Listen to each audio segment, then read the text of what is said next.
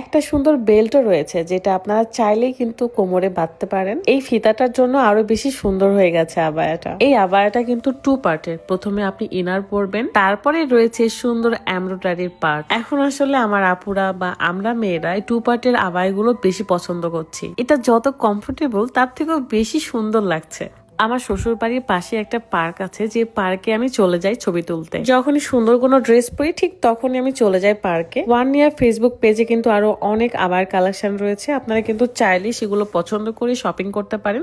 সামনে যেহেতু ঈদ, সো দেরি না করে এখন থেকে কেনাকাটা করতে হবে। আমাদের নতুন গাড়ি কেনাতে আমাদের পাড়া প্রতিবেশী, আমাদের আত্মীয় স্বজন অনেক খুশি হয়েছে, কারণ এটা রাজশাহীতে নাই, মানে এক পিসি শুধু। অনেকেই বলছিল যে এত টাকা দিয়ে মাত্র 2 সিটের গাড়ি কেন নিয়েছি। আসলে শখের জিনিস, আর শখের জিনিসগুলো একটু এমনই হয়।